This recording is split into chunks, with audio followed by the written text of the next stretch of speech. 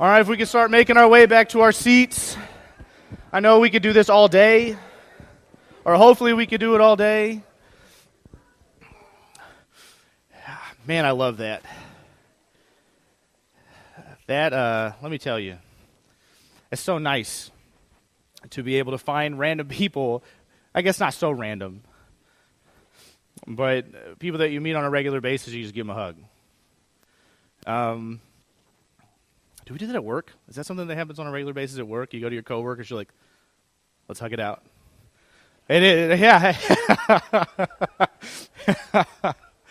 But if you saw the title of my sermon, and it says the intentional Christian, and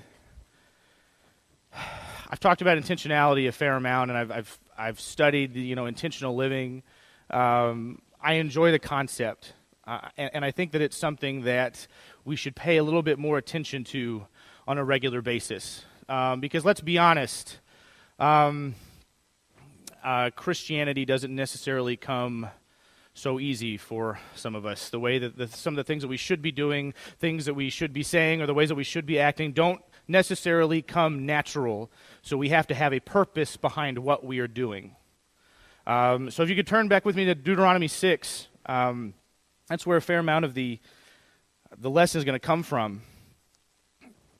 So I was reading Matthew 22, and we all know, the greatest commandment, greatest commands in general. All right, well, class dismissed. I guess we're done. No. Jesus, what's the greatest commandment? Love Lord your God, right? And then love your neighbor as yourself, right? Okay, sweet deal. Glad we know those. Those are good things to hold on to.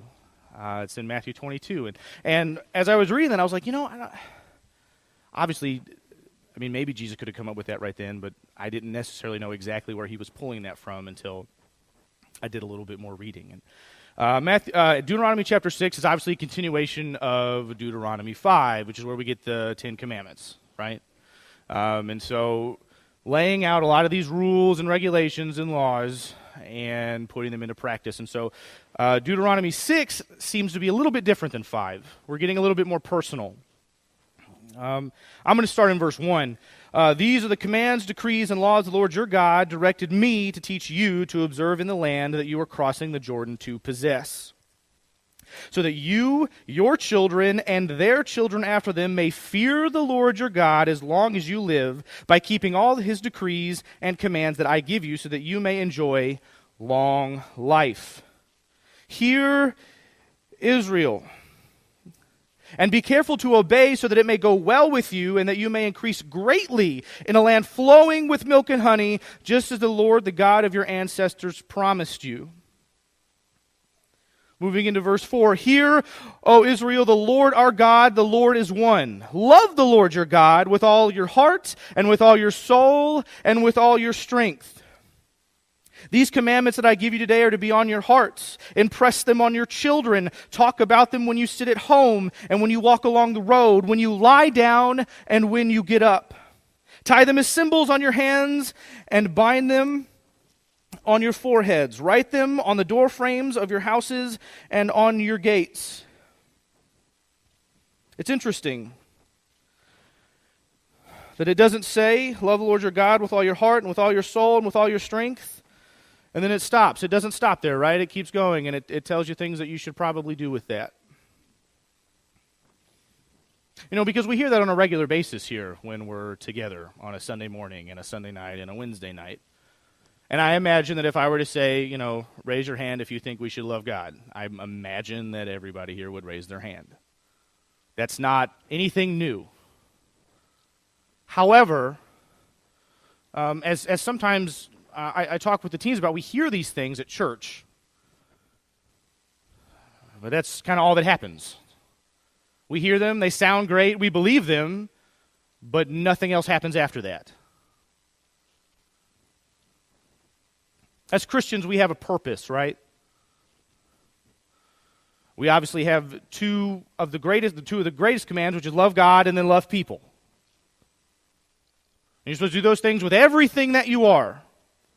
Every facet of your life is supposed to reflect that. And the question is, does it? I'm going to say it again. The question is, does it? Does it reflect that? I mean, really think about it. Every part of who you are, everything that you do, the job that you have, the family that you are a part of, does that reflect how much you love God?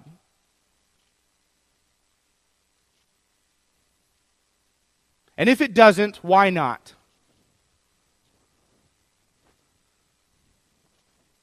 And if we're ready to change, how do we do that? Because to be honest, those things are going to reflect who you are regardless. Unfortunately, sometimes that reflection isn't what we want it to be.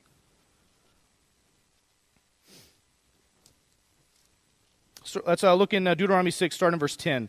When the Lord your God brings you into the land he swore to your fathers, to Abraham, Isaac, and Jacob, to give you, a land with large, flourishing cities you did not build, houses filled with all kinds of good things you did not provide, wells you did not dig, and the vineyards and olive groves you did not plant. Then when you eat and are satisfied, be careful that you do not forget the Lord, who brought you out of Egypt, out of the land of slavery. We're blessed, right? We're blessed way more than I think a lot of us can potentially realize sometimes. And in the moment, it's hard to realize that you're blessed, especially when things aren't going the way that you want them to go. But for whatever reason, it seems like that's most of my life. Most of my life isn't, hunky-dory, this is the greatest thing that's ever happened to me. I joke around with Lee on a regular basis because for whatever reason I say, that's the greatest thing, and I say it about everything. And he calls me out on it. And I find myself on a regular basis thinking, man, if it went this way, that would be awesome. Or, man, if that person was there and that would have made that event better. Or, if we had more people, or, if we could get more involved, or if we had that or we had that, things would just be so great. And I nitpick. And then I read that. And it's like, Roman, what are you doing? Who are you to look at anything like that and think that you had something to do with it?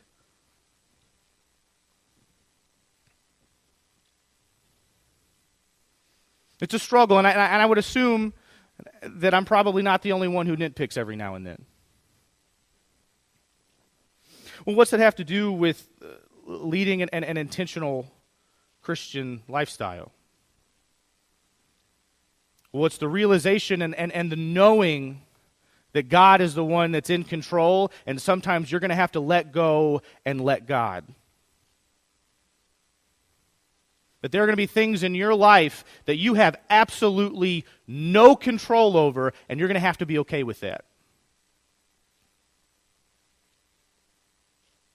If I had points, that would be point number 1. If I had slides, that would be on the screen. To let go and let God. Why is that so hard? I've told my youth group several times that the hardest thing in the world to do is trust God. Why is it so hard? Because we talk about it all the time, right? I mean, yet again, not a new concept. Just trust God. Why is it so difficult to just know that when times are the worst that they can possibly be, that God is going to get me through it? James chapter 1. We talked about that in class this morning. Consider it pure joy when you face trials of many kinds, right? Because the testing of your faith brings about perseverance, correct? That's a tough one, God. Give me a break. You want me to be happy when life isn't great? Everybody else tells me it's okay to just be sad. It's okay, just wallow in it. And then they also say, somebody's got to have to take the blame, right? And it's definitely not going to be my fault. It's never my fault. And these people that are around me, obviously, we can't blame them. So, oh, well, God can do whatever he wants, so why didn't he fix it? There's that story where maybe you guys have heard it before. There's a man who's stranded on an island, and he prays. He prays to God, hey, God, please come and rescue me. And days go by, and then here comes a man in a boat and says, hey, come with me. And he's like, no, God's going to rescue me from the island.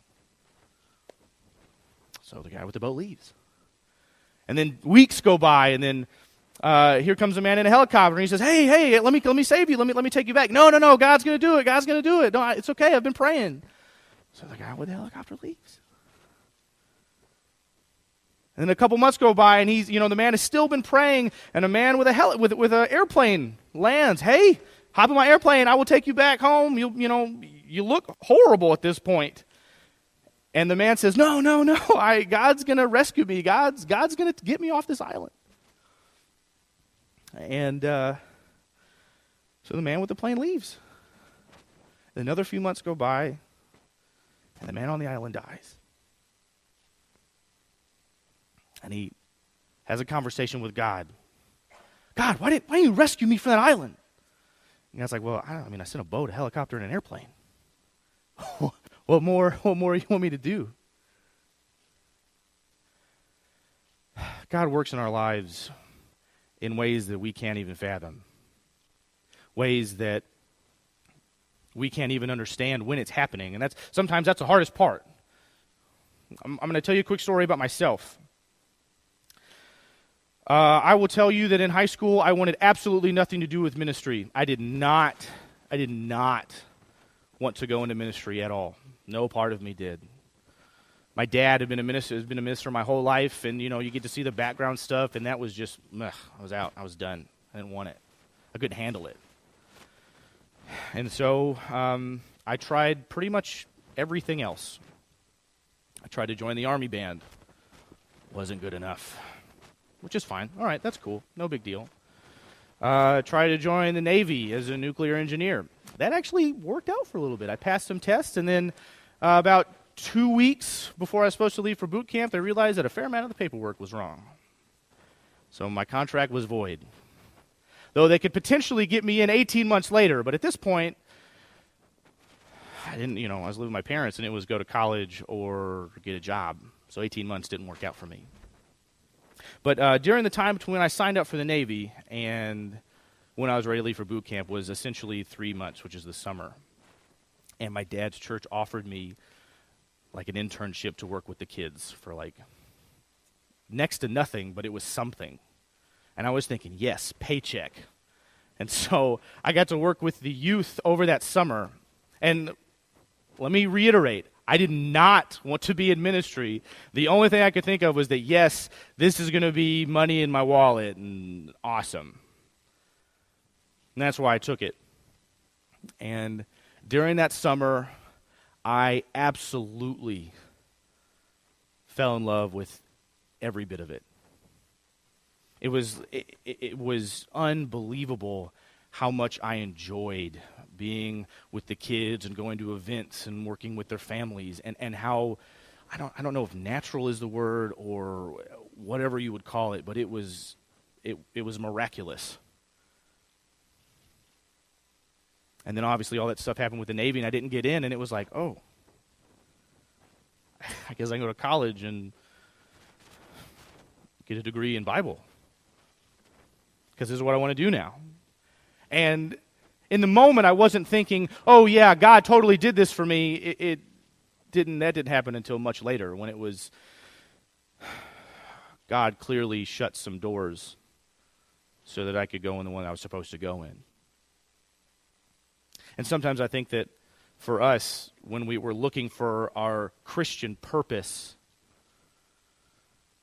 we think that it's going to be like super easy or right in front of us, and we're just going to walk right into it, and there's going to be some kind of, burning bush that tells us exactly what to do.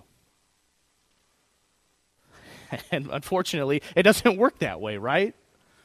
We're looking for some kind of crazy miracle or awe-inspiring moment with a flash of light and angels coming down. And we're like, oh yeah, this is what I'm supposed to do. Thank you, God. So finding your purpose can be tough. I was talking to somebody a couple of days ago, and he's an accountant. And he wants to be involved in ministry.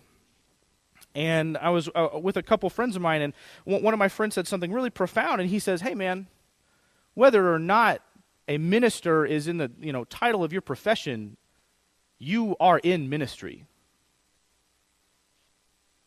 We are all in ministry. That is your purpose, to go and make disciples of many nations, right? That immediately puts you into the ministry occupation. If I were to say, okay, I want you to think of the most annoying, the worst, the disgusting, like the person that you when you think of them, you want to, you don't want to be around them, you can't stand them. And for the most part, I imagine that we immediately thought of somebody.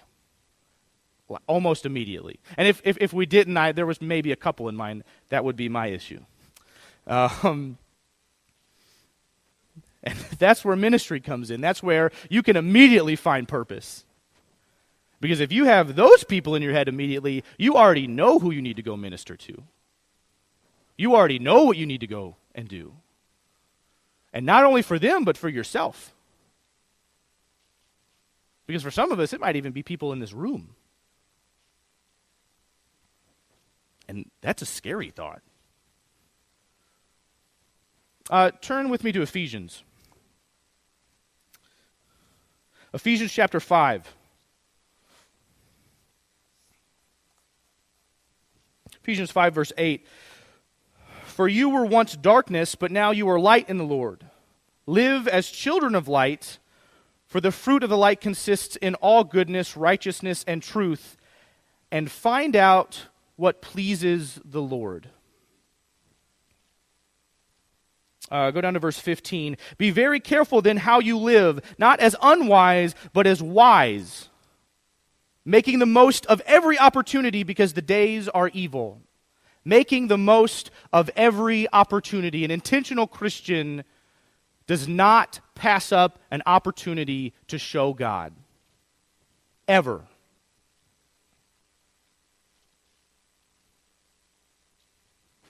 I'm going to say that one more time.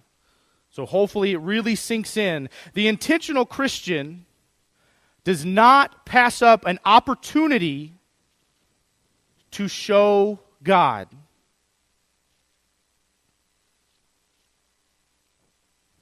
It's easy to say right here on this stage, and easy to say, oh yeah, I agree with that in that pew. But then we get out, when we go to work, or we're hanging with our friends, or at school. And for whatever reason, it feels like now Christianity has become a passive religion. That could not be further from the truth, right? Right? I mean, we're expected to say, we're expected to have an opinion, but we're not expected to be loud about it, right? You can disagree with somebody, but don't throw it in their face, right? They tell you, okay, you got to love people and you got to be nice to everybody, and that's fine. And we're supposed to love God with everything that we are, right? And we're supposed to love people. And sometimes loving people is telling them the things that they don't want to hear, but that they need to hear. But we're so caught up in, I got to maintain this relationship, or, if I tell them that, we may not talk ever again. And do you think God's going to completely shut that door for you? Do you really think that God would give you an opportunity to show him to that individual and then all of a sudden just wipe it off the face of the earth because you said something? Do you think that's how it works? I refuse to believe that. God works for the good of those who are called according to his purpose, correct? And if you are being the intentional Christian and you were taking that opportunity, God is going to bless you with more opportunities. I promise. But we're scared, right? We think that once we leave school, like high school and college, that we're done with the whole popularity thing. Gosh, I wish that was true, right? I mean, we still want to be liked, and there's nothing wrong with that. However, don't let being liked get in the way of being a Christian. But we do that way too often. But we have to have intent. There's got to be intentionality in the things that we do, and as a Christian, your intent or your intentions should be to show God in every facet. We talked about that already, right? And so if you were to go to the people that you hang out with, if you were to say, all right, what is the first thing that you would say about me? If you had to describe me, what is the very first thing you would say? Is the very first thing they would say is, oh, they're a Christian?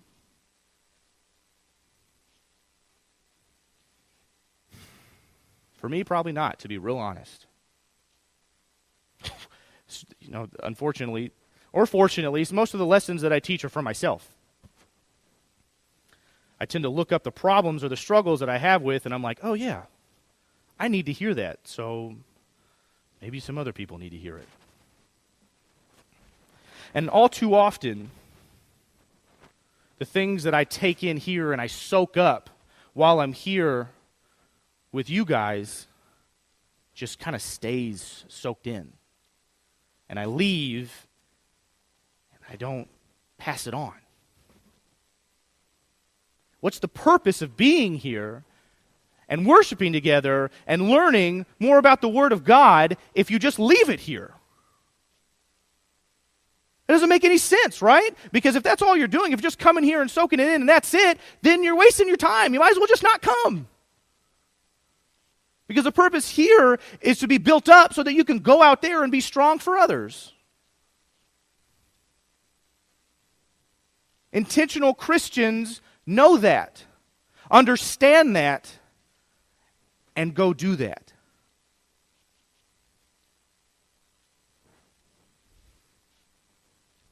Turn with me back to Deuteronomy 6.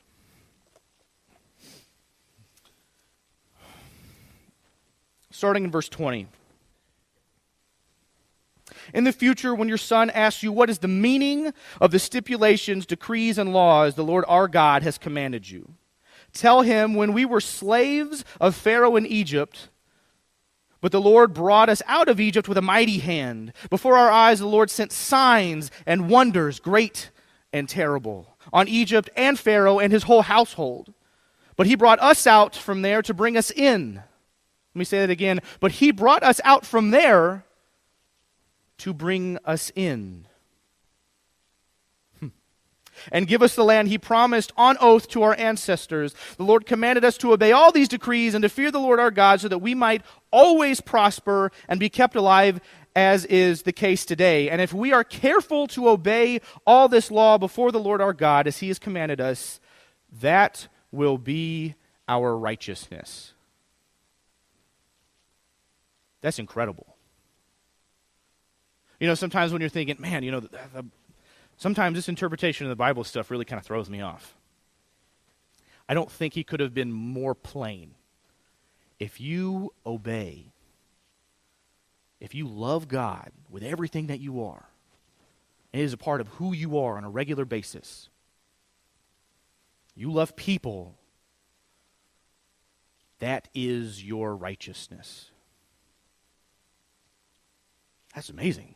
I mean, that's the kind of stuff that I scratch my head and I read again because it's like, that's too simple, right? This whole being an intentional Christian and having a Christian purpose, for whatever reason, for so long has been this ridiculously difficult thing to comprehend. Not really. Because I promise you, if you're loving God with everything that you are and you're loving people, you're doing the right thing. You are living out your purpose. Guaranteed. but it has to be part of your daily life. Not just here, not just when it's convenient. He says talk about it at home. Talk about it when you wake up. Talk about it when you lie down. Talk about it when you're on the road. Impress it on your children. As a youth minister, I really like that line. Let it be a part of who you are on a daily basis. Don't just give it emphasis on a Sunday or a Wednesday night, because then it loses a lot of its value. Because I guarantee you there are a lot of people that need it Monday, Tuesday, Thursday, Friday, Saturday. Not just the people here.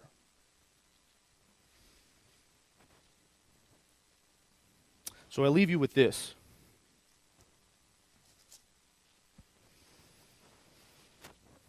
Hear, O Israel, the Lord our God, the Lord is one. Love the Lord your God with all your heart and with all your soul and with all your strength. These commands that I give you today are to be kept on your hearts. Impress them on your children. Talk about them when you sit at home and when you walk along the road, when you lie down and when you get up. Tie them as symbols on your hands and bind them on your foreheads. Write them on your door frames and your houses and on your gates. Let it be known that you are a Christian, and do it on purpose. And for a lot of us, that's a struggle, and there are a fair amount of things that we all have issues with and things that we struggle with and have problems with. But that's what we're here for, so that we can be built up here by one another. And if you have issues, you have things that you want us to pray with you about, please. We're always willing, always wanting, always looking with arms open for you. But whatever your need is, please come as we stand and as we sing.